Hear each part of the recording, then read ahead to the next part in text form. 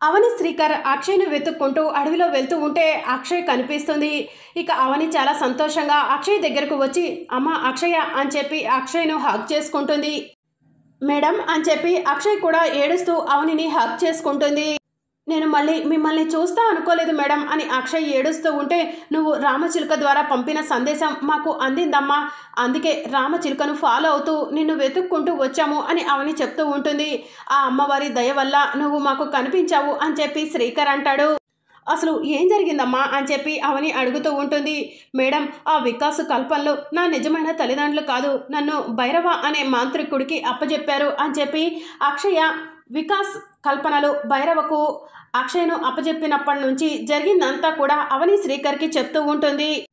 అదిగోండి మేడం ఆ గుడిలోకే ఆ భైరవ నన్ను పంపించాడు అని చెప్పి అక్షయ్ చెప్తూ ఉంటే అవని శ్రీకర్ ఆ గుడికి నమస్కారం చేసుకుంటూ ఉంటే అక్షయ్ కూడా నమస్కారం చేసుకుంటూ ఉంటుంది. మేడం గుళ్ళోకి వెళ్ళిన కాసేపటికి ఏమైందో తెలీదు, ఒళ్ళంతా బరువెక్కిపోయింది. కాసేపటి తరువాత చూస్తే నేను బయట ఉన్నాను, ఏం జరిగిందో ఏంటో నాకు తెలియదు మేడం అని అక్షయ్ చెప్తూ ఉంటుంది.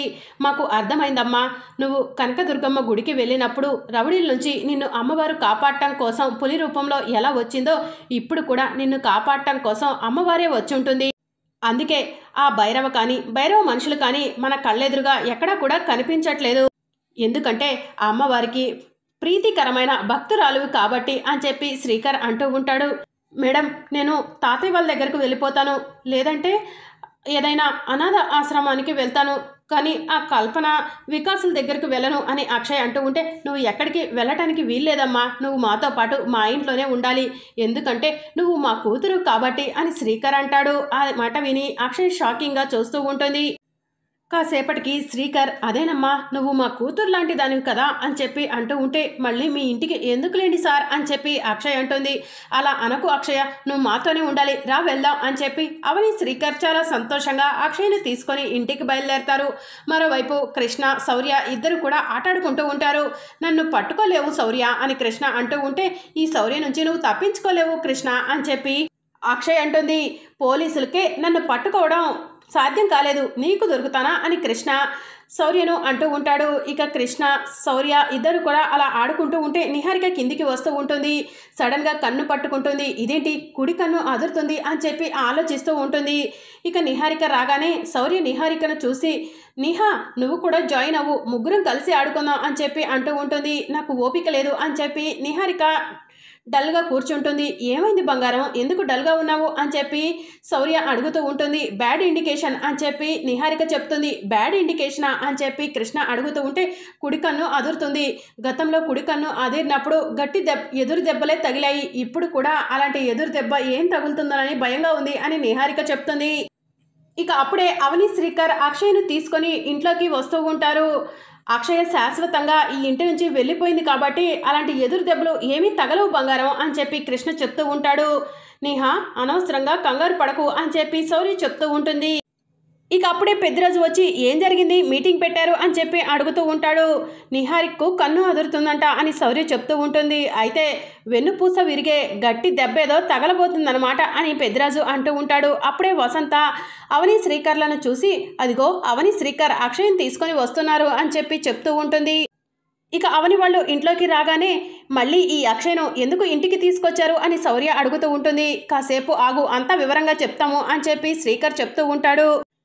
అక్షయ్ను వీళ్ళు ఇంటికి తీసుకొచ్చారంటే ఈయన అన్నట్టు జరగరాందేదో జరగబోతుంది అని చెప్పి వసంత మనసులో అనుకుంటూ ఉంటుంది. అత్తయ్య అత్తయ్య అని చెప్పి అవని పిలుస్తూ ఉంటుంది.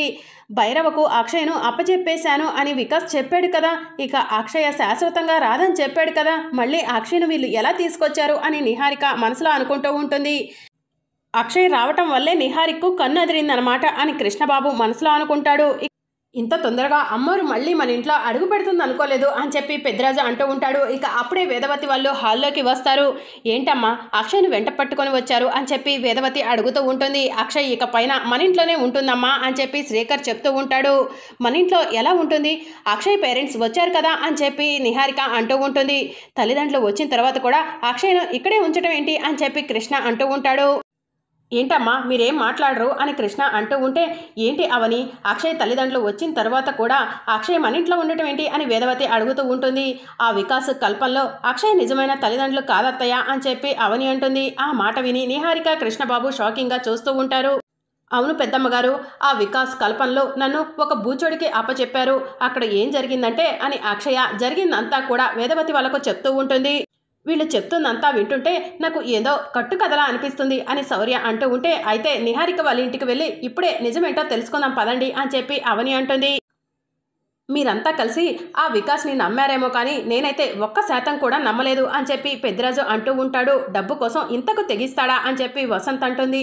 బావ మారిపోయాడేమో అనుకున్నాను అని చెప్పి నిహారిక చెప్తూ ఉంటే, ఈసారి ఆ వికాస్ గడు వస్తే వాడిని ఎట్టి పరిస్థితిలో నమ్మొద్దు అని చెప్పి కృష్ణ అంటూ ఉంటాడు. మీరిద్దరూ అంతా ఓవర్ యాక్టింగ్ చేయకండి అని చెప్పి అవని అంటూ ఉంటే, అక్షయ్పై జాలి చూపించడం కూడా ఓవర్ యాక్టింగా అని చెప్పి నిహారిక అంటుంది. మీ బావ చేసే పాపంలో నీకు ఎలాంటి సంబంధం లేదని అనుకోవట్లేదు. నేను నా ఎంక్వైరీలో నువ్వు తప్పు చేశావని తెలియాలి. ఈ ఇంటికి ఒక కోడలు తగ్గుతుంది అని చెప్పి అవని అంటుంది.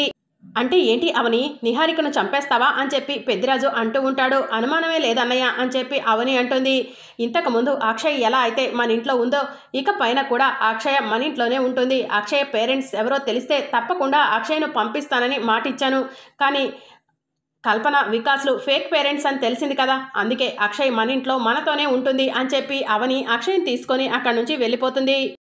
అమ్మా మీరేం మాట్లాడరేంటి అని కృష్ణ అంటూ ఉంటాడు. ఆ వికాస్ ఏ తప్పు చేయలేదని మీరు నిరూపించలేకపోయారు కదా అని చెప్పి వేదవతి అంటుంది. అక్షయ్కు మనకు ఏదో జన్మానుబంధం ఉండుంటుంది, అందుకే అక్షయ్ తిరిగి మళ్ళీ మన ఇంటికే వచ్చింది అని చెప్పి ప్రసాదరావు అంటాడు.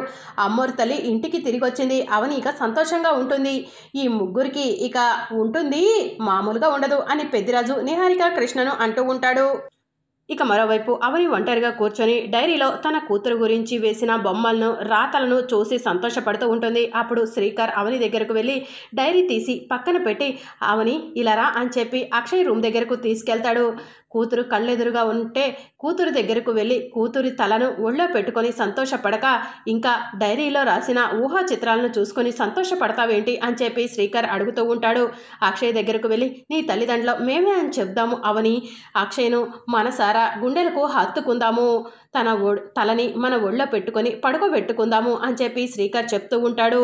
తన నోటితో అమ్మ నాన్న అని ప్రేమగా ఆప్యాయతగా పిలిపించుకుందాం అవని అని శ్రీకర్ చెప్తూ ఉంటే, నాన్న అని పిలిపించుకునే అదృష్టం నీకుంది కానీ అమ్మ అని పిలిపించుకునే అదృష్టం నాకు లేదు బావా అని చెప్పి అవని అంటుంది.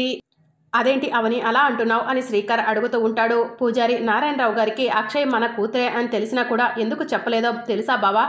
పూజారి నారాయణరావు గారు సిద్ధీశ్వర యాగం అక్షయ్ తల్లిదండ్రుల గురించి తెలుసుకోవడం కోసం జరిపించినప్పుడు సాక్షాత్తు అమ్మవారే ప్రసన్నమయ్యి అక్షయ్ తల్లిదండ్రుల గురించి తెలుసుకోవాల్సిన టైంలో తప్పకుండా తెలుస్తుంది, అలా అని తొందరపాటు ప్రయత్నాలు చేసి తొందరపాటుగా తెలుసుకోవాలని చూస్తే తల్లికి బిడ్డకు ప్రమాదం అని చెప్పి అమ్మవారు చెప్పారంట బావా, అందుకే పూజారి నారాయణరావు గారు అక్షయ్ మన కూతురని చెప్పలేదు అని చెప్పి అవని చెప్తూ ఉంటుంది. అదే విషయాన్ని సిద్ధీశ్వర స్వామి కూడా చెప్పారు అని అవని చెప్పడంతో శ్రీకర్ షాకింగ్గా అవని వైపు చూస్తూ ఉంటాడు. బావా ఇలాంటి రాత దేవుడు మాకు ఎందుకు రాశాడో నాకైతే అర్థం కావట్లేదు. కూతురు కళ్ళ ముందే ఉన్నా కూడా నేనే నీ తల్లిని అని చెప్పుకోలేకపోతున్నాను, తనే నా కూతురని నేను అందరికీ చెప్పలేకపోతున్నాను, అమ్మ అని పిలిచే అదృష్టం నేను నోచుకోలేకపోతున్నాను. ఎందుకు బావా దేవుడు ఇలాంటి శిక్ష వేశాడు అని అవని ఏడుస్తూ ఉంటే, క్రూరమైన హత్యలు చేసే వాళ్ళకు కూడా ఇలాంటి శిక్ష వేస్తారో వేయరో నాకు తెలియదు అవని, ఆ భగవంతుడు ఎందుకు మన నుదిటన అతన ఇలా రాశాడు అని చెప్పి శ్రీకర్ బాధపడుతూ ఉంటాడు. ఏది జరిగితే అదే జరుగుతుంది. ఈ ఇంటికి వారసురాలు అక్షయ, కారణ జన్మురాలు అక్షయ, మీలాంటి జాతకం కలిగిన మీ మనవరాలు, మీరు ఎంతగానో ఎదురు చూస్తున్న మీ మనవరాలు అక్షయేనని అత్త మామలకు చెప్దాం బావా అని చెప్పి అవని అంటూ ఉంటే, ఆగు అవని అని చెప్పి శ్రీకర్ అంటాడు. ఎందుకు బావా ఆగమంటున్నావు అని చెప్పి అవని అడుగుతుంది. అక్షయ్ తల్లిదండ్రులు అమ్మా నాన్నలు సంతోషపడతారేమో కానీ అక్షయ్కు తెలిసిన వెంటనే నిన్ను అమ్మ అని పిలుస్తుంది, అప్పుడు నువ్వు నాకు శాశ్వతంగా దూరం అయిపోతావు. నిన్ను శాశ్వతంగా దూరం చేసుకోవడానికి కాదు ప్రేమించి పెళ్లి చేసుకుంది అవని, నువ్వు లేని జీవితం నేను బ్రతకలేవను. నాకు నా కూతురు నా కళ్ళెదురుగా సంతోషంగా ఉండటం కావాలి, అలాగే నా భార్య కూడా నా కళ్ళెదురుగా ఉండాలి అని చెప్పి శ్రీకర్ చెప్తూ ఉంటాడు. నా కూతురు నా కళ్ళెదురుగా ఉందన్న సంతోషంతో నేను బ్రతికేస్తాను అవని, ఈ విషయం అమ్మ నాన్నలకు చెప్పొద్దు అని చెప్పి శ్రీకర్ అవనిని చేసుకొని ఏడుస్తూ ఉంటాడు. మరి అప్కమింగ్ ఎపిసోడ్లో ఏం జరగబోతుందో తెలుసుకోవాలనుకుంటున్నారా? అయితే ఛానల్ను సబ్స్క్రైబ్ చేసుకొని సపోర్ట్ చేయడం మర్చిపోకండి. Thank you for watching.